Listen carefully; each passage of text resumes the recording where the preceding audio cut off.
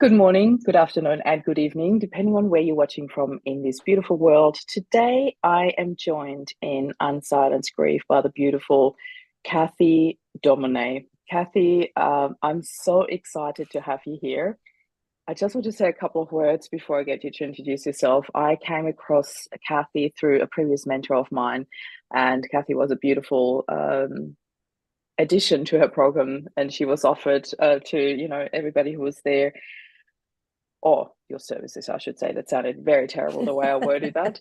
And I was so drawn to you from the very first moment you started talking. I was so sucked in. I looked at your story, I looked at who you are, I looked at your energy, and I was just enveloped. I have to work with this lady. And I have been chasing you for a little bit, and then we're like, let's have a conversation. And I am so thrilled that I have been working with you, and I'm going to work with you again. I'm so excited about everything that's coming on. So without further ado, would you do me the honor and introduce yourself to our audience, please? Certainly. Well, thank you so much for having me. It's a very sacred space having this conversation. I think it's really Yeah. important. So my background is English, as you can tell from my accent, living in Australia with my five neurodiverse children and my husband. And I work with successful leaders, dissolving Mm. blocks, triggers, traumas, very quickly and deeply and powerfully, so that their unresolved, unconscious, unsupportive programming isn't filtering down through their parenting and leadership. Yeah.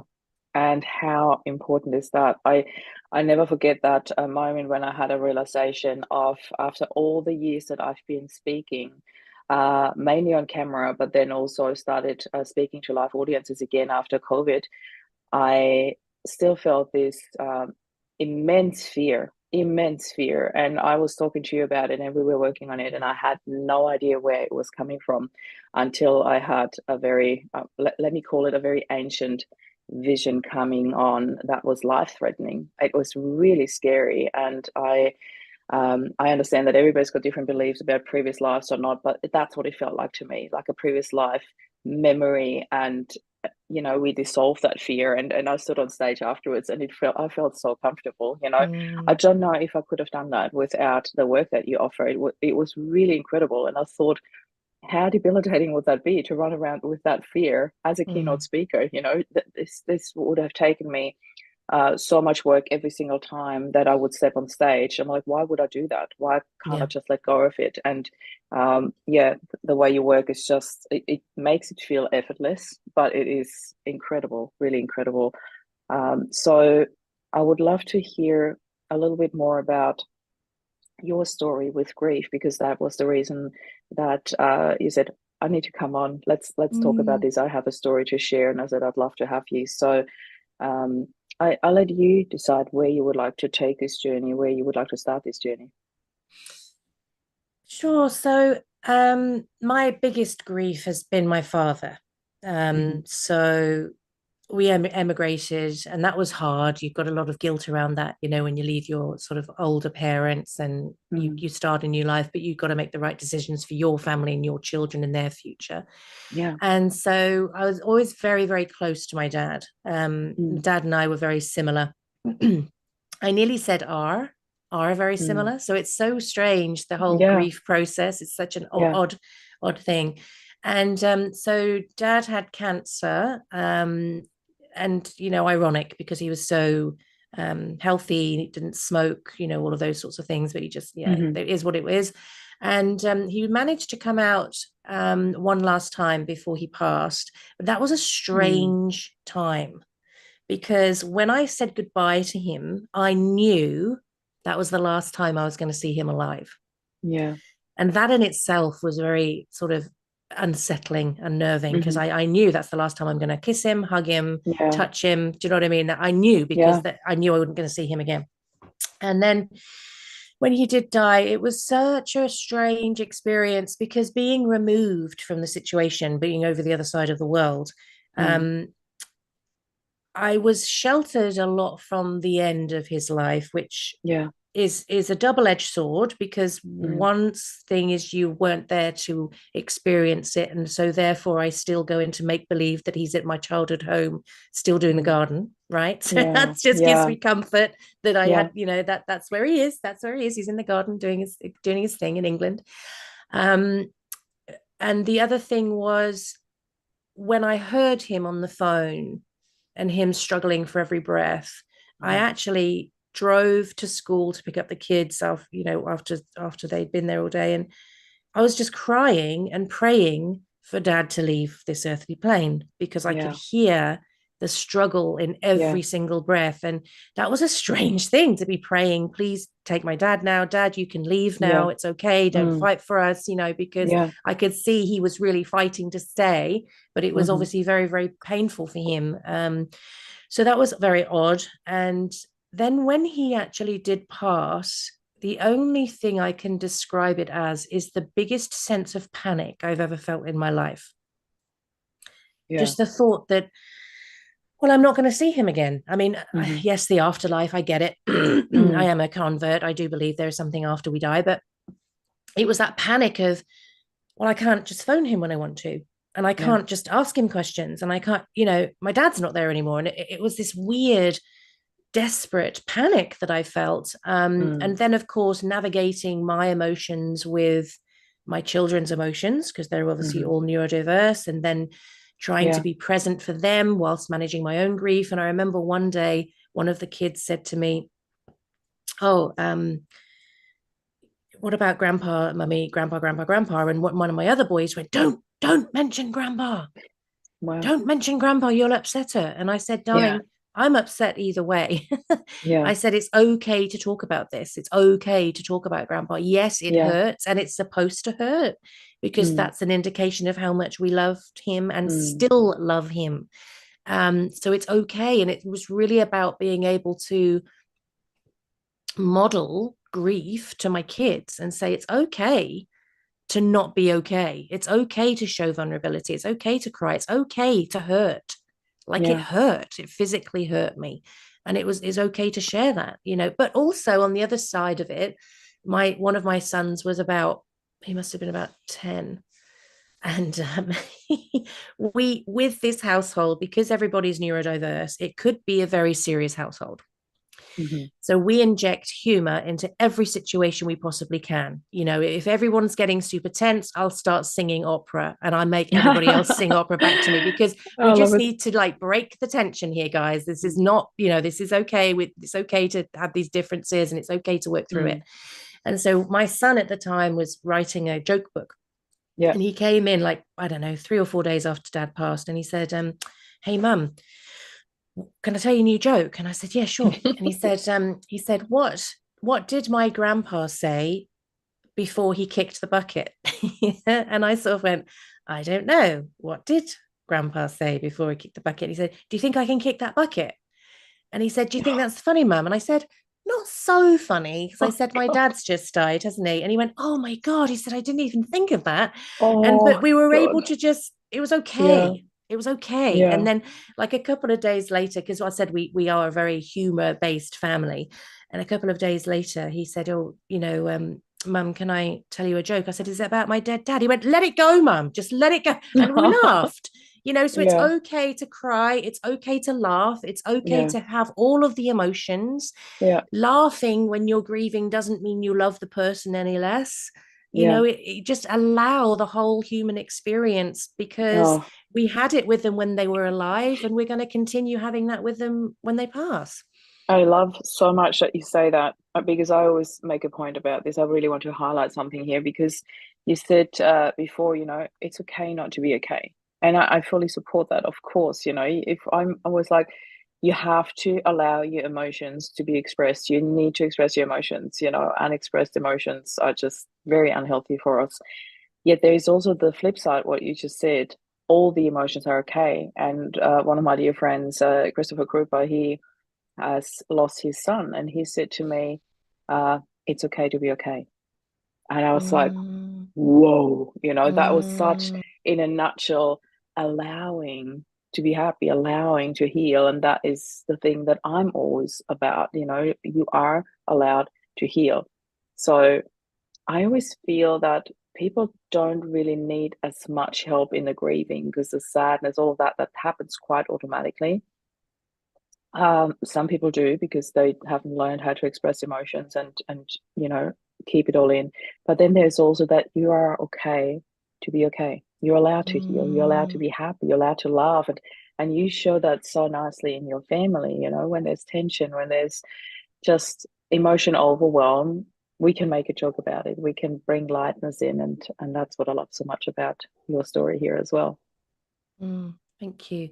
And Yeah. just understanding that grieving is not linear. No. And it's also very, very different, even if you're all grieving the same person, it's very, Yeah. very different. And I had an incident a couple of weeks ago at school where I was fully in grief for my dad. Mm. And I went into school and I had to go in, which I try and avoid as much as possible. And I was helping Taya get her big red suit on to go down to play in the mud and everything. And one of the teachers there, who's absolutely lovely, really, really nice guy, he was chatting away to me, such sweet person. And Mm. I was like, yes, no, I'm fine. I'm doing this. Because I was like, if you continue to show me kindness, I'm Yeah. going to collapse right now. And I haven't Yeah. got time because I've got back to back Yeah. meetings when I get home. And Yeah. so it was like, I was like, please, my Yeah. whole attitude. Don't But be too then, nice to me. yeah, can you Yeah. just not be a nice Yeah. person today? Yeah. And then, but later on in that day, I saw him again and I went up and I said to him, look, I just want to say, I'm really sorry if I Mm. came across as rude earlier. I said, Yeah. my dad passed away 4 years ago, Hmm. but I was deep in grief this morning. Yeah. And I can't predict when it's going to happen. And Yeah. I really didn't appreciate you being so kind to me this morning. We had a bit of a joke about it, Yeah. and he went, oh no, I'm so sorry. And I said, no, of Yeah. course you wouldn't know, but I just wanted to Yeah. apologize that I would have come across as dismissive and quite aloof, and I Yeah. was really, that was that self-protection mode. Yeah, absolutely. And I think it is so important what you said, it is okay to talk about him as well, because that is something that I notice very often people sort of tiptoe around it and don't know whether to mention his name or not. Am I going to upset her? I'm sometimes thinking, there is upset anyway, like you said. If you don't talk about him, it upsets me because I feel like people forgot about him. If you do talk about him, it may upset me, it may not. It might bring up a really nice and beautiful and fun memory. I have one friend, Fernanda, she was incredible with that. She would constantly talk about Rob and always bring him up, and because they had the passion for cooking in common. So her husband is European, like I am. So the four of us, we spend a lot of time together, and Rob and Fernanda would always talk about cooking. So she still does that now. Oh, Rob will do this, and Rob taught me this recipe, and I love that. I love when people talk about him. It feels like it's keeping his memory alive, and I want that very much. So Mm, yeah, sometimes it might trigger me, but I think it triggers me a lot more when people stop talking about him as if he mm, never existed, or. So, but I think the hardest part is for everyone around us, like that lovely teacher that you mentioned.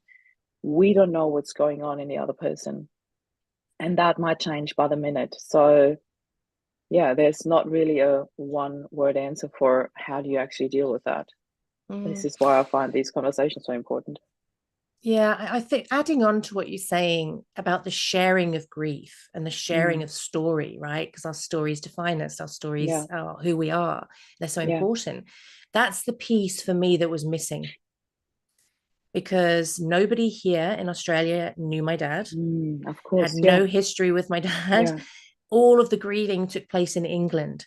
So they were Yeah. sat in the room with a cup of tea, sharing the stories, having the laughter, having the affection, Yeah. having the connection. I didn't have any of that. And like my father died and then COVID hit. So I didn't see my husband for 12 weeks because he was away. Wow. And so I was holding it all together with everything. And I didn't have the sharing of grief. And it That's was tricky intense. with my mum because my mum was grieving her husband, which is a different Yeah. experience to grieving your Of course. father. Yeah. And so I couldn't really even share my grief with her because every time I'd start to articulate something, her grief would come forward. And Yeah. of course, for me, her grief was the priority. She's just lost her life partner. Do you know what I mean? Yeah. So it was, but Yeah. I do feel like there's a lot of power in the sharing of stories And that's something I really missed. That was a piece of Yeah. puzzle that was missing for me. And I think that prolonged my grief for quite a long time because I had nobody to share it with. Yeah. I think what you say, because I've worked with a lot of people who've got family overseas, and I think it's such a valid point what you say. You sort of that double-edged sword that you mentioned, you sort of miss out on the final few weeks, hours with your dad, but also it's a little bit more sugar coated. It's that delayed. It does feel like he might still be gardening in England. For Mm. me, I often had this feeling because Rob traveled a lot, that he's just on a business trip because, that's, I don't know, it just felt like that. And then all of a sudden reality hits you. And as you said, it comes in waves. It's never linear. Grief is not linear. And I had a really beautiful moment actually on Monday, because Monday, 1st of July, was my little Independence Day. So happy Independence Day, by the way. It's 4th of July here in Australia. Yay. I'm going to throw that in.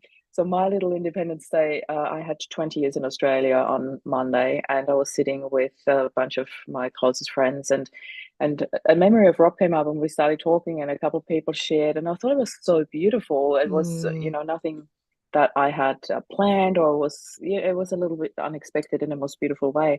And then I looked around the room, or the restaurant where we were sitting around the table, I should say, and I said, "You all met Rob, haven't you?" And I was like, "Wow!" And it was really beautiful to sit with people who had all met him, because it's now been 6 years that Rob passed, and I have formed new beautiful friendships. And it was nice to sit in a round of people who had all met him, apart from one partner of a really close friend. He said, "No, I haven't." But it was nice. It was really nice. And for me, there is actually less and less pain. So there's more and more the beautiful memories. And that's the sort of part that I wanted to foster from the get-go.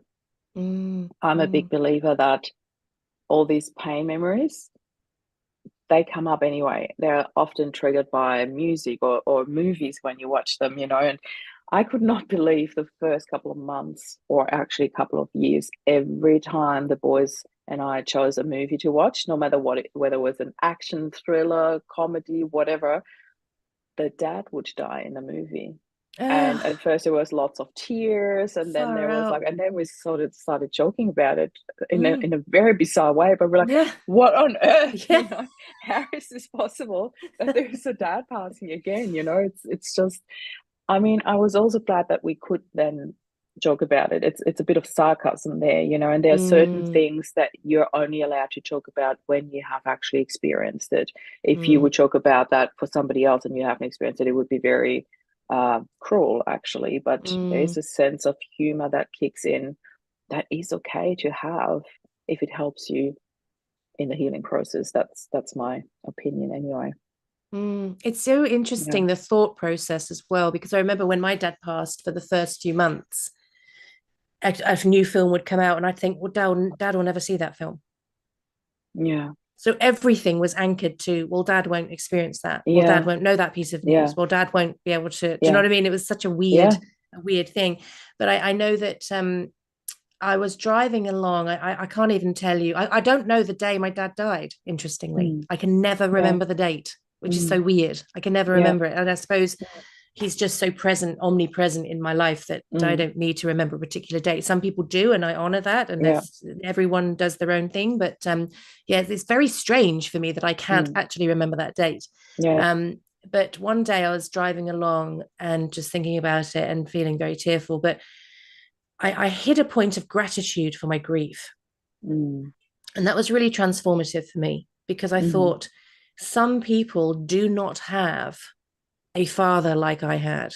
yeah, Some people never get to experience that kind of love, connection, generosity, the things that he taught me. He was a very honorable man. He was a very old school, very quiet guy, mm, who I loved all the time. I would make him laugh all the time. He was quite a serious yeah, dude. And I would just like mm-hmm. take the mickey out of him, and he would love that. We just laugh and laugh and laugh. But it was really having that gratitude for my grief, going, wow, I had something really special here. Yeah, And that is reflected in how I've responded to the loss of the mm, physical presence of that. Yeah. And that was a nice moment for me, because then I started sort of dancing with the grief and Hmm. embracing it rather than fighting it. Yeah. I love that very much. Really, it's just such a beautiful thing what Ida just said. Started dancing with the grief. I love that. Um, it brought a little memory back that I had when I was sitting in front of our fireplace, and it must have been shortly before Rob passed. I can't remember exactly, but we were talking about abundance in our lives. And Rob said to me, "Have you actually ever noticed that there's the word dance in abundance?" And I'm like, Oh, wow. I That's haven't. awesome. I Yeah. love it. And I was so happy. And when you just said that, that memory kicked in. I don't know why, but it just, Yeah. yeah, I really love that. Cathy, you mentioned before that it was very different holding space for your children when they were grieving because you have five neurodiverse children. How on earth, may I say, did you manage that with your husband being away, holding space for your children throughout your own grief? Well, number one, you know your kids really well. So they're Yeah. each having their own reaction, and that's fine. That's perfectly fine. That there was no standardized tick box checklist that Mm. we had, you know. Yeah. And just because, a couple of my kids went on as normal, didn't have Mm. any big reactions, and that was okay too. Yeah. Like, I wasn't like poking him, going, "Are you going to cry now? What's happening?" Do you know what I mean? Like, I was Was it very helpful aware. in a way that they carried on like normal? So It there was wasn't that just added on grief for you to hold space for as well, or No, I felt their sadness.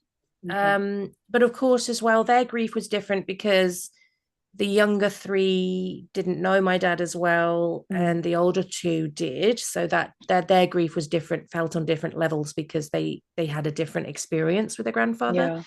Yeah. Um, but I think the hardest thing for me to navigate was having the five neurodiverse kids. I pretty much am a steady, solid Mm. energy, vibration, safe place to I can only land, imagine. which can be exhausting at times. Yeah. And I've got resting bitch face, right? So sometimes they're like, "Mom, what's the matter?" Like, "Oh, nothing, everything's fine." Because they really need all those massive, massive facial cues when they're dealing Hmm. with emotional stuff. Hmm. Um, but yeah, so that was the sort of the strangest thing, was holding that sort of space with the kids that were sort of having very different reactions. But I think for them to see me off of Mm. my equilibrium, that was Yeah. hard. Yeah. So I can only anytime imagine. that I'm off kilter, that sort of Mm. ripple effects through the household. Yeah. But it's okay for them to experience that. Like, I'm Yeah. a particularly patient, even-tempered Mm. person, and so for them to see me crumble, cry, have all of those things, it's good for them to experience that, because they go, "Oh, Yeah. wow, okay, even mum Yeah. can feel Mm. these things, and it's okay to feel these things, and it's safe to feel these things in a loving, supportive environment." We can Yeah. all have our big reactions. We can, some people might snap, right? They might get Mm. moody and snappy. That's their way of coping. And we can Mm. just sort of step forward and just embrace everybody's reaction to the same Yeah. situation. And sometimes there was a little bit of mediation between the kids, saying, "Hey, Mm. this is what you're doing, this is what he's doing. It's both okay. You just need to know Hmm. how to coexist in this space right now, Yeah. and give each other the grace and space to do that." That is such a valid point, and I think that goes for any family, no matter what neurodiversity or not. It's okay to have both emotions. It's just how do we coexist? That's a really, really big thing. My boys grew up being completely different from the get-go. Always like one wanted this, one wanted that, and they're still quite different, but they have learned such a beautiful way to coexist and now do things with each other despite still being different and wanting different things. And that makes my heart sing. That's Mm. not an easy path, but I think that's such a valid point that you say here, that so much can be okay, but how do we coexist with that? In the work that you do, Cathy, you work with a lot of trauma as well. You hold space for really deep and heavy trauma, and you are extremely amazing at it. So I know from personal experience, it is so, so important when we do work like that, that has got to do with grief, with trauma, that is really always dancing with really deep emotion. It is of utmost importance to have your own equilibrium. How did you deal with that? Because we talked about how you dealt with it in a household, yet in a household with our family, this is where we have the safe space. This is where it's okay when we fall apart. How did that then ripple into the work that you do? Because this is where you do need your equilibrium, and this is where you do need to, yeah, be that steady, sort of in control. How did that affect you in your work, and how did you get back to being able to hold space for others after or during, around your own grief? Well, it's an interesting subject that a lot of people have to juggle. So I Yeah. remember one particular day I was on the way to see a very vulnerable client, and Mm. I was like really struggling, really Yeah. struggling with my own emotions. I'm like, I cannot turn up in this sacred space Mm. vulnerable. This is Yeah. not okay. Do you know what I mean? This Yeah. person's coming to me, putting their faith in me. And so the journey home in the car, I was shouting, not Hmm. nastily, but shouting, going, Yeah. this is who you are, and this is what you do, and this is how you show up, and this is what you want for this client, and da, da, da, da. So I was giving Yeah. myself this massive pep talk. Or I mean, if anyone Mm. driving past me, I'm sure was like, she's just escaped from the mental institution, because I was like really going for it. But you know, by Oh, the time I got home, because I work from home in my home office virtually mm. all over the world, I Yeah. was pumped. Like I was like Mm. ready for that call. And so I Yeah. think it's about being a master of your emotions, but Yeah. not negating them.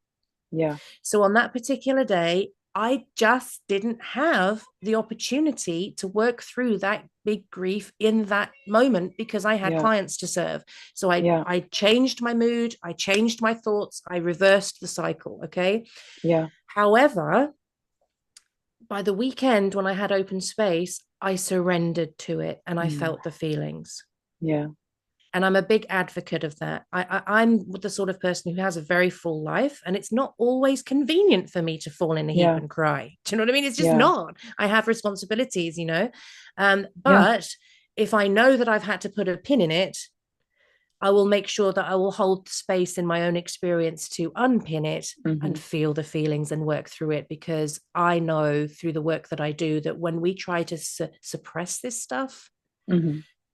it comes out in other ways. It comes out through our relationships, how we're showing up in our business, our Yeah. relationships with our clients, how we're leading our teams, our Mm. health, right? Yeah. So it comes out in some ways. So it's really important that, yes, be a master of your emotions, but in Mm. the fact that we're honoring all of them.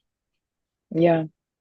I feel like I can very much relate to what you say. I've become a master in like parking the emotion when there's not the right space for it, you know, where there is a moment where you can't or don't want to or choose not to fall apart in the moment. And, you know, for reasons like you just said, you don't want to fall apart in front of the teacher because you've got clients to see, or you are seeing a client and you really want to keep your emotions together. You just park them. But what I don't find as easy as parking the emotions, because I've learned that really, really well, is to then say, okay, and now I'm ready. How do you just bring that emotion back up to then, you know, to then release it? That I often wish that I could do that. And I love because Jen once said to me, Mum, why don't you just cry? And I said, because I can't just cry on a drop of a head. I would love to just cry right now because I can feel it's all stored up, but I just can't. And I'm like, oh, okay, I need to watch a sad movie or something to trigger it. I don't know. Mm, It's just, mm. how do you just then bring it up and hold space for your own emotion? I think we have a lot to learn here. Yeah, I think as you've just said, you trigger it. And so I Yeah. know what will get me in that space. I mean, one of Okay. the things that I did was I recorded a YouTube video Hmm. to be played at my father's funeral. Mm. And that was full of emotion and Yeah. sentiment and all of the things. So if I really feel like I really need to clear this, like I Mm. really feel, like you said, you can feel it in your body, like Yeah. it's not a good thing, you Yeah. really It's need to already clear up it. here. It's like, Yeah, come, yeah, for sure, let for me sure. cry. Then Yeah. I'll watch that, or as you said, I'll watch a movie that I know is going to trigger that, so that I can Yeah. surrender to it. And it was so Yeah. interesting because I mean, my kids do make fun of me because I'm very British, and in London we don't really show our emotions very much. It's all very sort of Shakespearean and swan Yeah. like on the top and paddling like mad underneath. And you know, when we have movies or series or whatever I watch with my children, I will cry for that. And one of Hmm. my boys the other night, they do tease me, and I'm fine with that. But one of my boys was teasing me, and I just went, just let me cry. And he went, Yeah. okay. Do you know what I mean? I'm like, Oh. and I just need to cry now. You know, Yeah. don't shut me down. Don't, Yeah. not today. Like and Yeah. he was good, and I we just we need to have these release this. Yeah. conversations, and it's good for Yeah. them to see that. You know, Mm. sometimes you just need to surrender to it. Yeah. That's really beautiful. So it's like the go-to of my boys, and I hardly have that anymore these days because it has been 6 years and I have done a lot of healing around my own grief. But as we know, there are waves, there are triggers, and sometimes it comes back and then I sit and I cry, and the boys, they just come and they just hug me. They Mm. just sit there and hug me. It's like, can we do anything? No, just hugging is fine, you know. And I think that Yeah. is so beautiful that they've learned Mm. to just do that, you know. And I shared with them that their dad used to say that to me when I had a bad day or was sad about something or something. Rob would literally just say that to me. Does somebody need a hug? And I would always go Mm. like, yes, and he would just hold me, you know. And it's so beautiful that both of my boys are doing that now. And we all know it's different. You know, it's different if you get a hug from your kids or from your husband. But I have to say, we have such a strong relationship now. It is really, really beautiful that they hold me in that space and that I'm okay to allow that in as well. Because at first I was always like, they're little, I'm the one, I'm supposed to hold them, I'm supposed to help them. And but now they are 14 and 16. It's a very, very different age. And it's sort of getting to the point where it almost feels like living with two other adults, you know, and Mm. Mm. that is a really beautiful development to watch that, you know, where I was holding space and now they're sort of starting to return that to me, and I'm starting to allow that in because I can sense where I have to be the adult and where it's okay to allow that for them as well, because it is something really beautiful for them as well when they can give that to me, you know. I think um one of the most amazing things that you can do for somebody is just to hold the space for them to feel the feelings. And I yeah. remember when we were in England before we Yeah. emigrated, a friend of mine lost her son, and he Mm-hmm. was 7 at the time, and it was just devastating. And I just had Noah, so I was hormonal baby in the Yeah. arms, you know, so I was very, very emotional with it. But I Yeah. remember she used to come to my door. I used to let her in. She used to come and sit in my conservatory. I'd make her a drink, and she'd just cry and cry and cry and cry and Mm. cry. And I'd be like pinching myself, like, because I'm Wow. hormonal. I've just Yeah. had my baby. You've just lost your Yeah. baby. It was a whole thing. Yeah. And Wow. then when she left, I would cry. But when she Yeah. was there, I just Yeah. held, because Yeah. what was happening for her is that she would try to show her emotion, Yeah. and then the relatives and the friends would cry, and then she'd have to get strong and hold Yeah. space for them. It was like a really ironic situation. And so Yeah. she literally just came to my house to cry, and then I would just Yeah. sit and hold that space, and then she would okay, Yeah. and then she'd go off All again. right. Do you know what I mean? So I Yeah. remember reading a beautiful story where this little girl had gone into her neighbors through the fence, and the elderly male neighbor just lost his wife, and Mm-hmm. the mother had watched and seen what happened, and okay, I know where she is, she's safe, she's fine. And she got on with Mm-hmm. her day, and the little girl came back, and she said, where have you been? And she said, oh, you know, Mr. Henry's house. Okay. And what were you doing? She said, I just helped him to cry. Oh, And oh, I that just is so thought, and beautiful.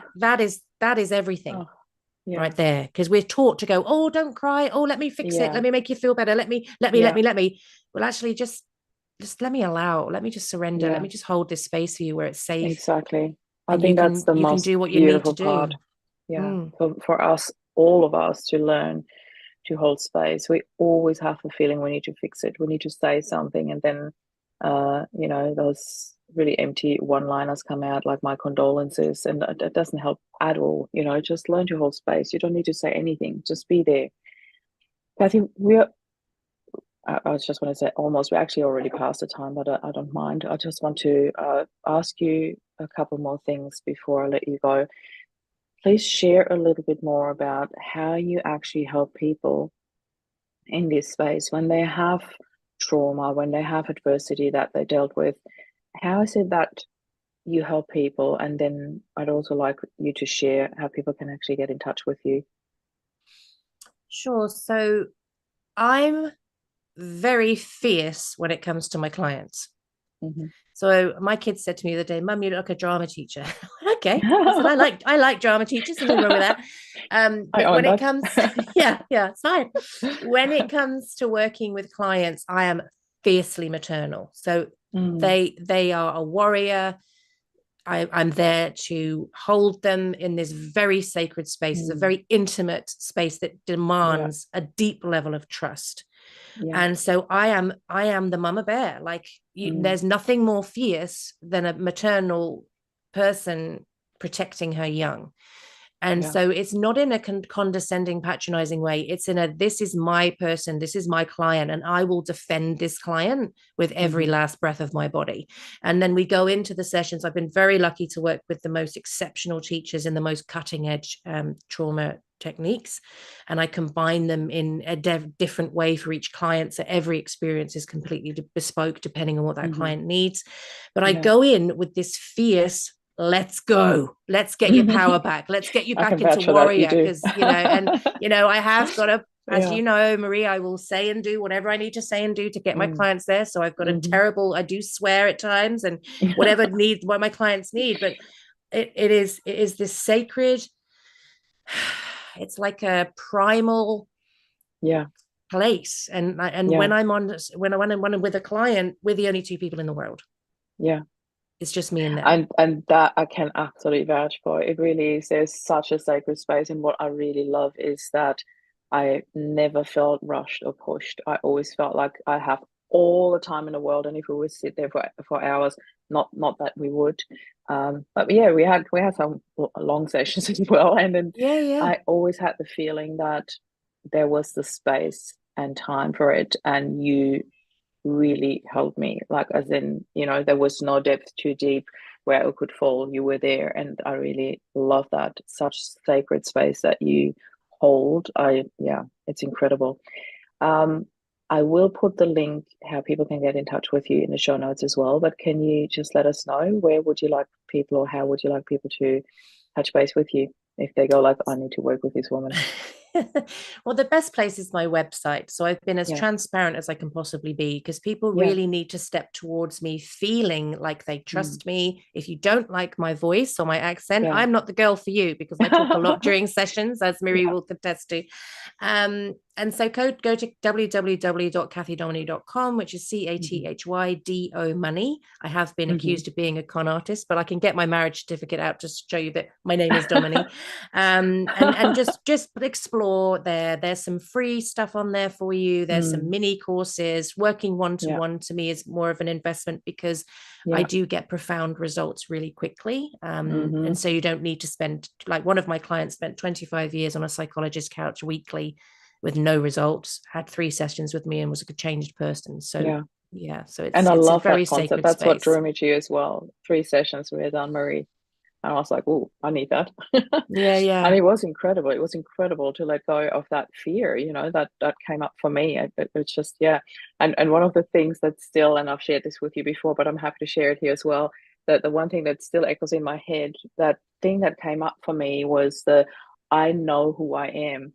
And I still hear that in my head, and I still feel it. And that was the most beautiful part, the really coming home to self. So I can rave about you for hours, which unfortunately we don't have, but I really wanted to introduce you to my audience, and really the work that you do is phenomenal. And thank you so much for also sharing your personal story, your own personal grief with us. I really appreciate you being here. It's been an honor, and I think these conversations are very important. And my love goes out to everybody right now who's going through a very challenging chapter, and just know that this is a chapter, an important chapter in your story. Yeah. Thank you so much. And everybody else for watching us, thank you so much for being here. If you like what you hear, please feel free to subscribe to our channel, click the notification bell so you never miss one of the live episodes. So much love to you, Cathy. Thank you for being here. And everybody else, have a beautiful day and happy Independence Day to the US. Bye for now.